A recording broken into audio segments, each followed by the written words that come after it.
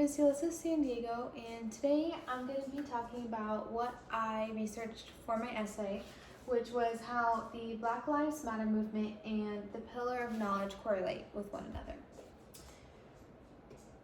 So, I want to tell you why I decided to research this, but in order for me to tell you correctly, I need to give you some statistics. So, Black men are 2.5 times more likely to get killed by the police than white men are.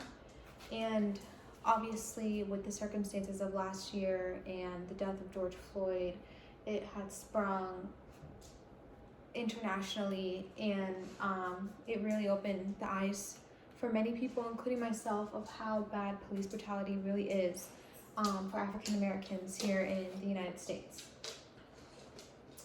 So, these are pictures from the Black Lives Matter protest in 2020, so last year.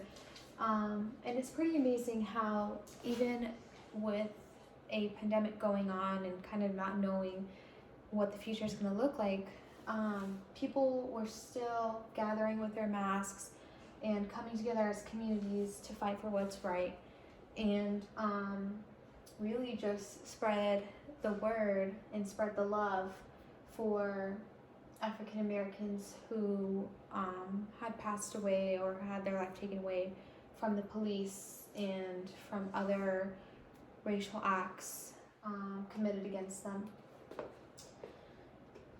So, another fact, there were 241 Black people that were shot and killed by the police in 2020. And this is just kind of like a map that doesn't nearly represent the amount of pinpoints that were lives that were taken from us in last year. So this was taken from the Washington Post, and this is a graph here from 2017 to 2020 of the rates at which Black Americans are killed by police compared to other races. So this orange, I know it's hard to see with the reflection, but this orange bar right here represents the Black lives that were killed from 2017 to 2020, which was a total of 1,500, about 1,500 killed. Compared, this one next to it is Hispanics, and this one right here is the white population. So you can clearly see that the Black lives are clearly doubled from 2017 to 2020 compared to the white communities in America. So what is the Black Lives Matter movement? It was created by Alicia Garza, Patrisse Cullors, and Opal Tometi, and it began in 2013 from the death of a young African American. And what they did was start the hashtag Black Lives Matter on Twitter, and it began to trend. And that eventually turned into what is now a global network that educates everybody on Black discrimination, and has multiple resources of petitions and what's going on in the US, and just tips on everything about racism and how we can do to help fight it. And now, what is the Pillar of Knowledge? So the Pillar of Knowledge is something that we learn in class, and let me go to the next slide here. It was created by Afrika Bambaataa, and it's one of the 5 pillars of hip hop. And there's like we had discussed in class, there's a lot of different definitions for what the Pillar of Knowledge really is. And to me, it is what it's created to educate the Black community about what it means to be Black in America. And I didn't write this here, but I also think it is created to help all the non-Black communities understand, just to take a little glimpse of what it means to be Black in America. So like I said, there's a lot of different interpretations of what exactly it is meant for, but it really says what it is, meaning that it's meant to educate and have everybody be knowledgeable of what's going on in America when it comes to racism and the lives of African Americans. So how do these two ideas connect? I did a lot of research and I found several different ways on how this connects. One of them being through music. So, especially because of the death of George Floyd, there were a lot of artists who had come out last year with songs expressing how they feel and just really sharing with the world their powerful emotions when it comes to these horrible acts and these murders against innocent African Americans. So this was one of the songs that I had analyzed in my essay. It's called I Can't Breathe by Her.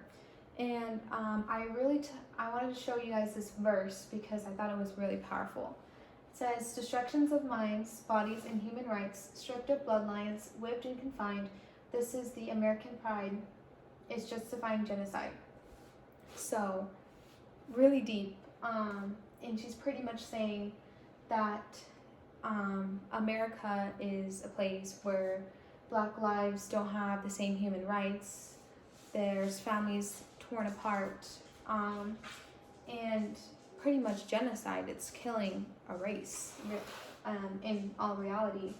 And so I really thought she just blatantly stated it out there, and she put her feelings in her music, and I just thought she just did a phenomenal job, not just with this verse, but with the whole song. It really sends a message of her pain, not only for George Floyd, but for all the other lives lost.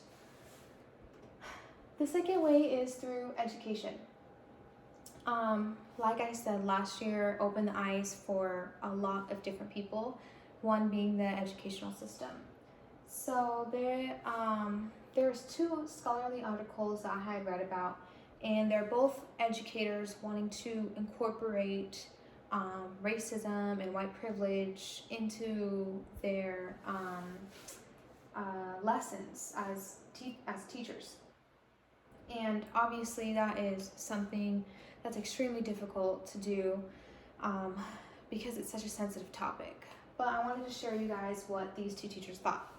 So Joanna Davis McElligott says that how we make sense of the terror of Black loss and beauty of Black survivance has been through a series of consideration of art, culture, and language, meaning that she thinks it's a good idea to give students books that are about the history of racism, or analyze art and culture and the language, whether it be studying music or watching videos, just getting an education, not somebody just like blatantly saying like, this is what it is, it's wrong.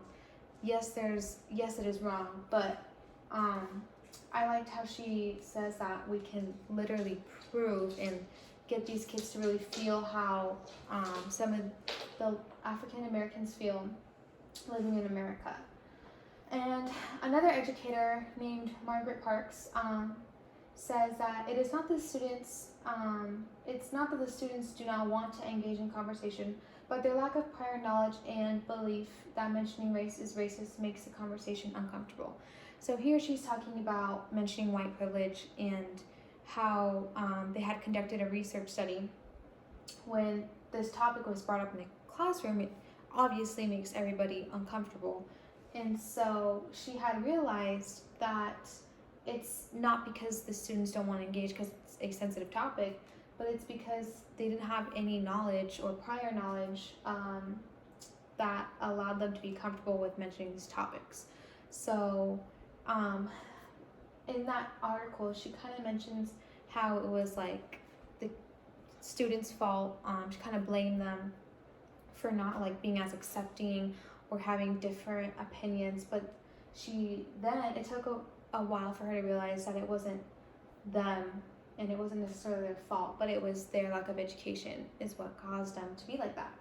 So I think these two are great, and there's a lot of other methods that they can do, but it pretty much says that if we really are open into interpretation and accept white privilege and that it's a thing, and accept that racism is still occurring, it could really change how we see society. So with these two things in mind, this is, and I know it's kind of hard to see again, this is a map of the cities where the Black Lives Matter protests took place after the death of George Floyd. So you can see it's pretty much orange everywhere, and that's amazing. Here it says that right now we're showing 4,446 cities or towns with protests worldwide since May 25th, 2020. And this was updated in November of 2020. So all these orange dots represent cities where we had protests, which is absolutely amazing. But it kind of just proves my point here that once these people saw and witnessed the death of George Floyd and really started to educate themselves about white supremacy and racism and the history of African Americans, and it really starts to show how moving it could be. I mean, for the longest time, there's always cases where an innocent African American has died and the person who killed them did not get the justice that they deserved. But with everybody coming together and fighting for what's right, it really makes a huge difference. So I also wanted to leave you guys off with how can you get educated. So you can add your name to petitions, you can find resources with information on topics such as white privilege and racism. And and by sources I mean books, videos, movies. I mean, there's so many different resources that you can find. You can also join protests. You can, or if that's not only your theme, you can listen to music concerning these topics like Her does. I also did some research with Usher and his song called I Cry, which is a really good song. And also Kendrick Lamar, I also did some research. So if you listen to music like that and really analyze the lyrics, you can kind of start to understand where they're coming from just a bit. And also research, just the research that I had done, I had learned so much, and I really found a way to connect what's currently going on to what we're learning in class, which I think was amazing. And I just wanted to leave you off with this. Power, as you can see from the map, it gives us so much. I don't know, it's a loss of words, but I'm just gonna say this: knowledge is power that can put an end to racial injustices to the Black communities. So like I said, I think that coming together and really understanding one another is going to help us in the long run with the fight against racism. And it's a long battle, but like I said, if we really educate ourselves and come together, it could happen. And an example of that is the jury decision from George Floyd. I think his name was Derek Chauvin. They found him guilty on all 3 accounts, so he's going to jail for a very long time. So as you can tell, this isn't just to voice our opinion or anything, it's to fight for a change, and it is possible. And George Floyd is an example of that. And that's it.